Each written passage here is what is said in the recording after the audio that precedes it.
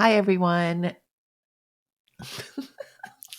This is Dr. Christine Lee, and today I have the pleasure of introducing you to Dr. Kathy Zhang.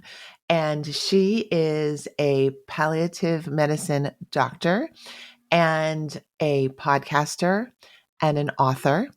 And she and I just met a few minutes ago by video, but she put out a post in a podcasting group looking for podcast guests and offering to come on other people's podcasts. So thank you, Kathy, for sending out that message to the universe.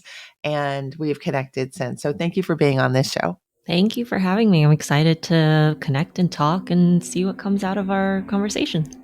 I am really excited. Everything that Kathy wrote on the pre-show guest form fit everything that I'm interested in to talk about. So I think we're in for a treat today. So, Kathy, could you tell us a little bit about yourself, just your background, maybe how you became a doctor, anything you want to fill us in? Okay, so um, I'm an only child of Chinese first generation immigrants. We came when I was very young, like 3, and my parents, you know, were new to the country, working class, and I essentially grew up in um, a public school environment, was able to make it to medical school. And then I trained in internal medicine and worked for a few years as a hospitalist, meaning a physician who takes care of patients who are sick enough to be hospitalized for whatever it is, infections, heart failure, strokes, etc. And I loved it. However, I felt like something was missing. I just felt like I wanted to spend more time with my patients. I felt that I wasn't equipped to have kind of the difficult conversations, but the most meaningful ones that I wanted to have with them. So after about 4 years of working, I decided to go back to training and do a fellowship in hospice and palliative care, which is a discipline that focuses on quality of life, relieving pain and symptoms in patients who have serious and or terminal illnesses. And so that's what I've been doing for the past couple years. And I love the field. And it's just the most raw kind of expression of being a human that you can you can have. Um, when patients are sick and they're dying and their families are involved with that, just everything gets heightened. So it's just really beautiful and challenging in many ways. But what brought me to where I am now is during COVID, it was just really a wild kind of difficult journey for a lot of us, and I just found myself feeling so hopeless because normally I work with dying patients, which I had gotten used to in a sense, but then you just explode with people who are, you know, essentially were fine one day and dying the next. And it was, I found myself in a very dark place. I had to get therapy, coaching, and now I'm to the point where I can talk about it. I started a podcast, and yeah, that's kind of where we are now. Yes, that's a beautiful story. I think a story that incorporates your self discovery and trying to satisfy the nudges inside of yourself, but then also having to push that even further because of COVID and because it sounds like the COVID situation and having to serve probably so many people in such a catastrophic circumstance Oh, forced. sorry. That's okay.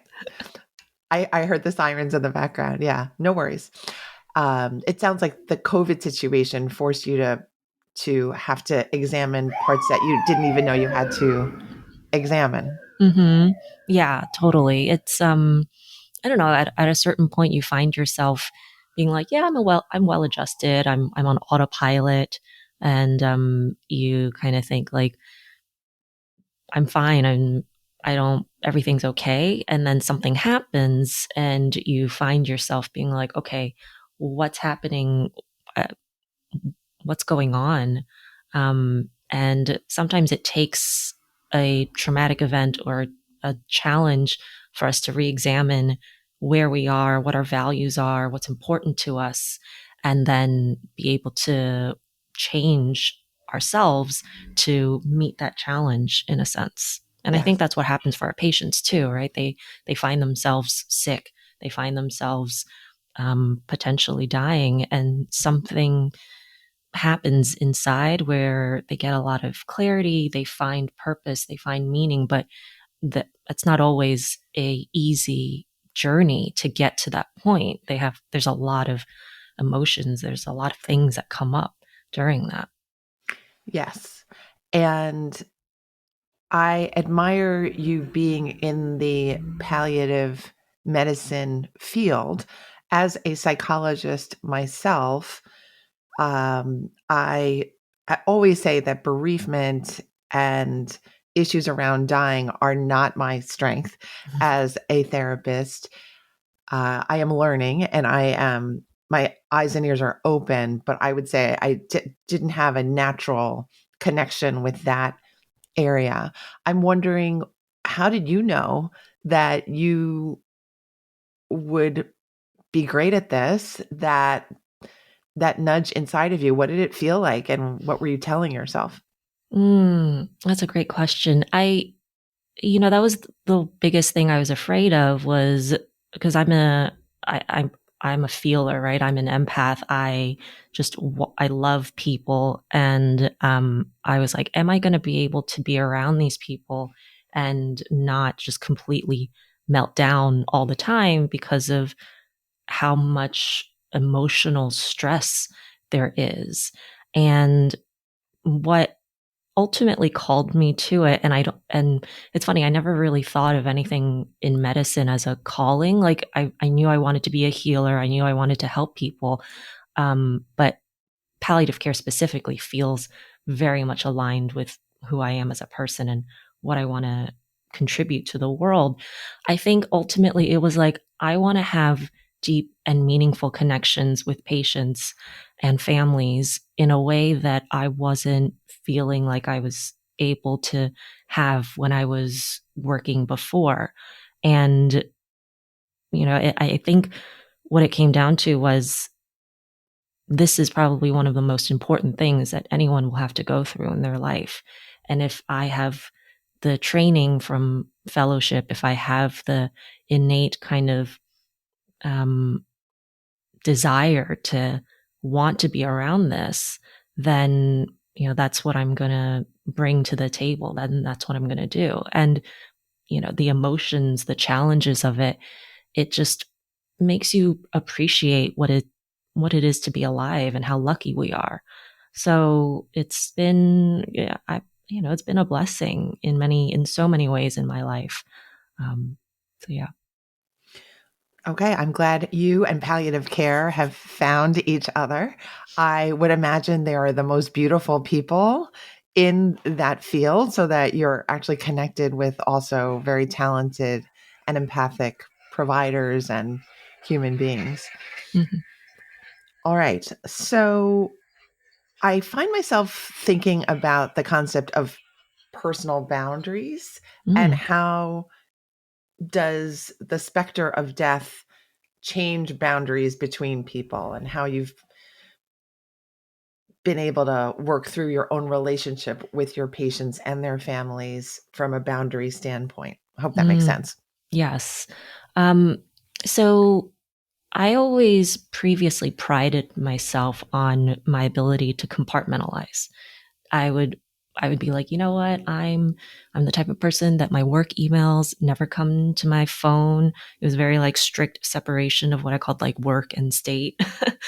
and and so then that's why I thought that I'd be really good at palliative care, because I was like, you know what? I'll be able to leave them at the hospital, and then when I go home, I'll be home. And then you get to it and you realize there's There's no way that that's possible, right? We're humans. Of course, we're going to feel. Of course, we're going to emote. Of course, we're going to feel so many things when we're working so closely with these patients and families. And so when it comes to boundaries, what I've found, I think that helps the most is focusing intentionally on the present and saying, like, if I'm here with you right now, it's me and you, it's 100%. I'm in the moment, we're here together. Or if I'm with a patient, like they're telling us a story or they're telling us about their illness, we're there with them. And then to to do as much as we can and to kind of hone those skills of being in the present so that when we do leave that encounter, we're not, you know, sitting in the shower crying and just being like, oh my God, that was such a terrible, sad case, which, you do, that happens. And that happened a lot for me in COVID. But I think it was also the tension between feeling like I shouldn't feel like this. I'm good at this. I compartmentalize well. Why am I feeling this? And it was allowing those emotions to kind of flow through me. And once it did, you just feel so much lighter and more grounded and more centered and more connected in a sense as well. It's kind of sounds like the need for boundaries kind of dissolved in a way if you're present with yourself and present with your patient, Mm-hmm. that if you're with them, there's no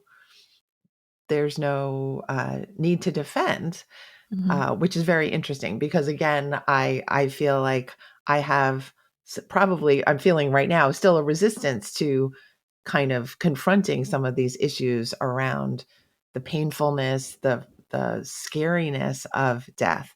I think that's natural too, but I think I'm also fascinated by anyone who works in palliative care. I think you all are angels too. Angels and very talented angels at that. We're not angels, but thank you for thinking of us like that. You're very welcome. You do very difficult work, I would say, very meaningful, difficult work. Thank you. So, what would you like our listeners to understand about palliative medicine Mm. and hospice care? So I think one of the most common myths, and I think it's being debunked a little bit more and more with more media coverage and the more we talk about it.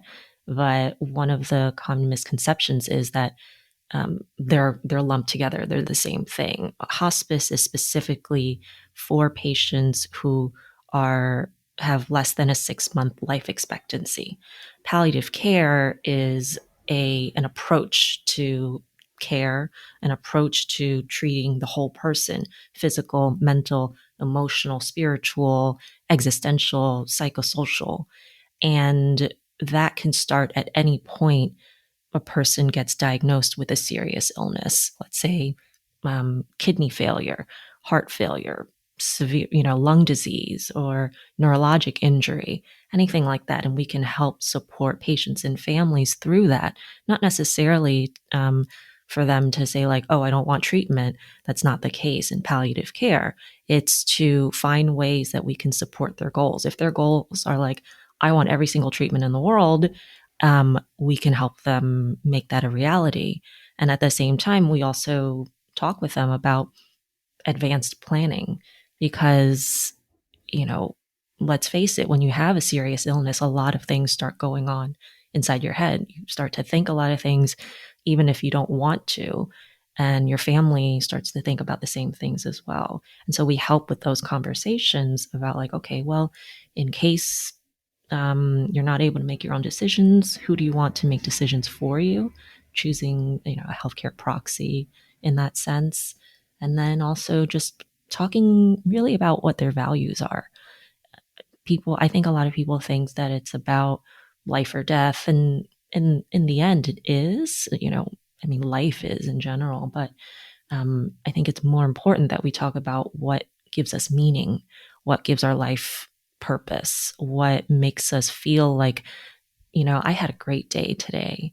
And why I started the podcast was that I wanted to shift that focus, that clarity from the end of life to decades earlier to where we are now.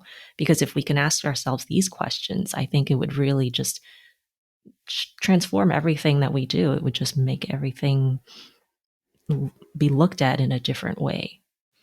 Yes. And please, at this time, can you tell us the name of your podcast? Oh, it's called The Purpose Filter.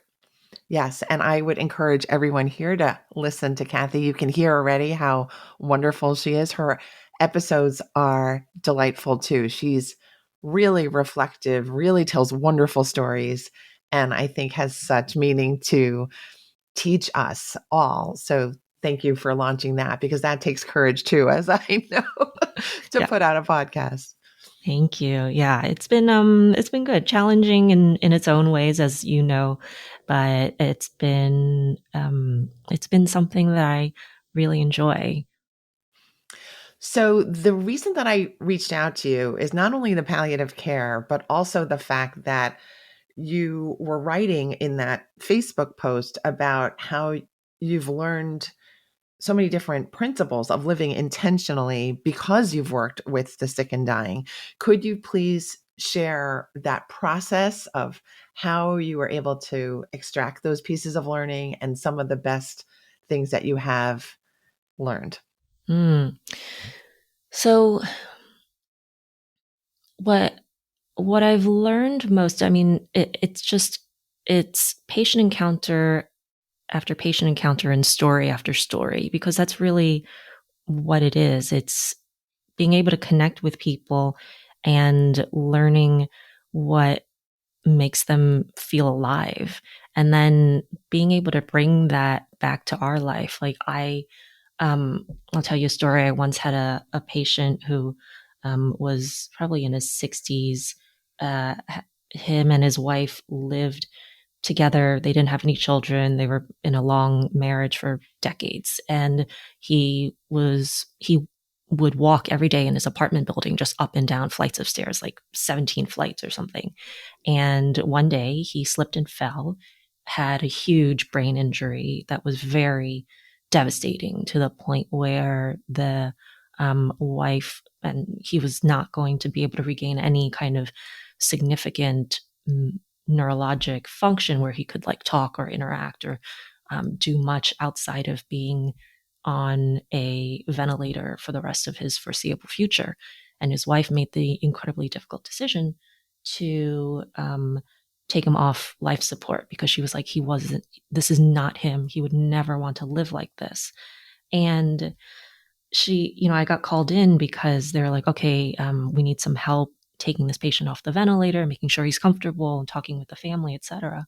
So I go in and I'm talking with this wife, and she's saying how they met at a bus stop because they used to share like the same bus route, and he would like take extra stops just so that they could spend a little bit more time together.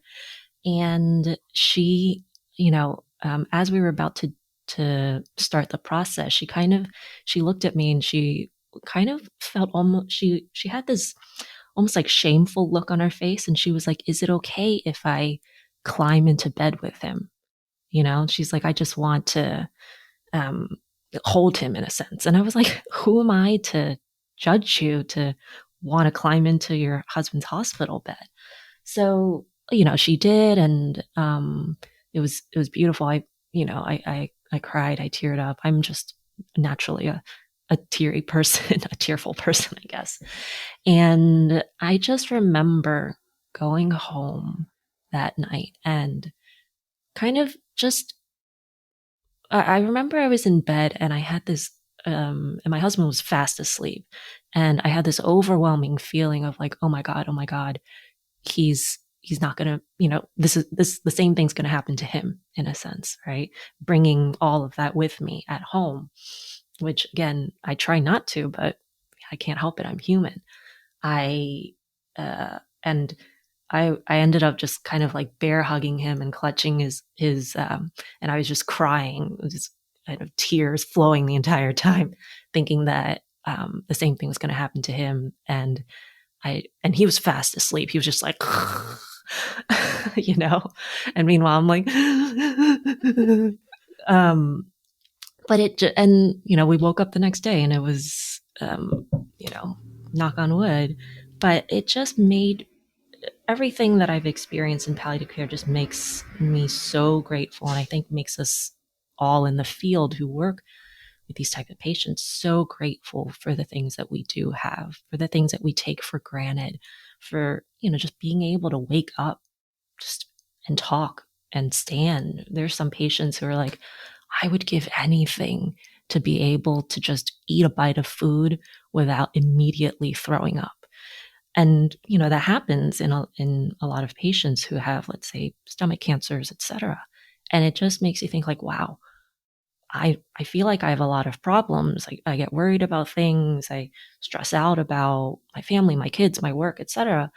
But then if you take a step back and think about life in that manner, it just all your stresses, all the kind of BS melts away a little bit. And to be able to indulge in that is just a really wonderful feeling, even if it does come from pain, even if it does come from sadness. Beautifully put. I think it's also born out of desire to make beauty and to contribute Mm-hmm. and to connect with purpose that lays inside of you. And I see all of it as I'm watching you talk today, that you've managed to put all of this in a beautiful life of your own. So, congratulations on doing that. I think you've married your empathic bent with a really important part of the medical and life field that showcases your talents and is really remarkable. So, thank you for being able to articulate this with us too. I think it's incredible. Thank you. You're very welcome. I'm going to ask about self care because you did put that as one of your desired prompts. And I'm a big fan of learning self care, especially if you have been ignoring your self care. Could you talk a little bit about self care and self love? Yes. Um, I recently was talking with someone on the podcast, and um, it we kind of realized that a lot of times we think self-love and self-care is a destination, or we think like, I'm going to get there, if I do X, Y, and Z, and that it's more helpful in many ways to think of it as a journey of just constantly discovering and rediscovering how we can better care for and how we can better love ourselves. In our field, what I also love is that more so than any other discipline in medicine, we focus on self care the most because of how heavy and challenging our work can be. And we really try to emphasize that self care is the best way for us and the best vehicle for us to provide the most compassionate care that we can for our patients and their families. Because if we don't have the energy, the mental capability to be able to sit there, to be able to talk with these people, then how are we supposed to guide them through their own journeys? And I remember there was an article somewhere, and I forget if she's a psychologist or something, but she wrote like self care is more than just kale and yoga or something along those lines, you know? Yes, yeah, I would agree. Yeah. Where I think it's wonderful that self care has just made this huge um, kind of explosion, especially during the COVID era. However, I think in many ways, at least let's say in like some companies will say like, okay, well, here's a spa package or go to yoga, which is great and mindful. And at the same time, I think self-care is more than that. It's about, in many ways, setting boundaries for what we can and can't do, or finding ways to say that, like, okay, you know, this is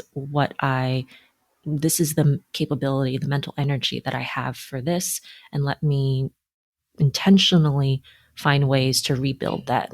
Maybe my energy is depleted from something. Let me see if I can find ways to rest, to recuperate, and then be able to bring back more of myself in order to contribute, in order to grow, and to build that resilience. In a sense, it's a muscle for us to say, okay, um, here's a challenge. I can meet it head on, or I need to rest a little bit and then be able to come back and continue to serve and to help. Uh, Beautiful. So important. So important. We need to fuel ourselves and we need to love ourselves. And love is a terrific type of fuel for sure. I have a question. I'm not sure it's just in my mind, so I'm going to ask it. mhm, At the end of life, what do you notice tends to happen with people about their reflections about themselves, how much they love themselves, how much they feel they've filled their purpose, things mhm, like that? mhm. That's a great question. I think, and I'm a victim of this too, where um, clearly I am an overachiever in many ways, and and sometimes when you when you go through life, you think, what's my purpose? Like, why am I still here? What am I doing with my life? And I've realized that no one really discovers what their purpose in life is until you get to the end. Until you're at that point where you're like, oh, okay, I'm coming to my time, and and you start to look back on your life, um, in all different ways, and things start to stick out, right? and and sometimes patients will say things that they never thought would make them feel like they lived, um, that like made their life meaningful, right? They have like beautiful family and friends and all of this stuff, and they're like, yeah, one time I had this one patient who was like, I saved a woman from being sexually assaulted because I overheard some men in a bush, not in a bush, but like in an alleyway talking, and I kind of just like told them to just buzz off, and I made sure that she got home safely. And he was probably in his 50s, and he's like, that made me feel like my life was well lived. Just kind of like that one interaction where, and he didn't even speak to her. He never knew her. But when he came to that point, he was like, yeah, that's what I remember. That's what I feel like made my life worthwhile. And so I I find myself thinking and really knowing that the purpose of our life is to really just soak up as much as we can while we're here. Because in so many ways, it's so unfair, isn't it?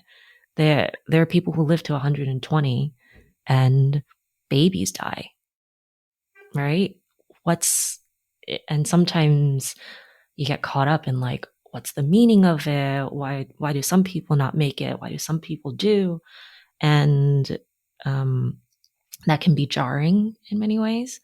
But I think if we can just focus on making our lives like the best life that we can possibly have, uh, and in whatever way that means to each of us, then I think when we get to the end, then we can look back and reflect and say, oh, I thought the purpose of my life was to do this, but really it was to whatever, to give back, to serve, to love my family, to, um, have a child, to, do the work that I do, et cetera, et cetera. So yeah, it's just people really find a lot of clarity at the end of life and when they're faced with their mortality. Like you said, not because they they want to, but because they have to. Wow, I didn't realize when I asked the question that I was going to get the best answer ever. So thank you so much for coming on this show, for being such a lovely human being, and for teaching us so much about your process, your philosophies, and your work. I really appreciate your being here. Thank you. It's such a pleasure. Thank you for having me. You're very welcome. Please let us know how we can really stay in touch with you and continue to learn from you. So my website is purposefilter.com and I'm on Instagram at purposefilter. Love it. Thank you, Kathy. I want to wish you all the best. Thank you so much. All right, everyone. We just had a lovely, lovely interview. I want you to go live your life. Be grateful when you can. Take care of yourself, and I will see you next week. Bye.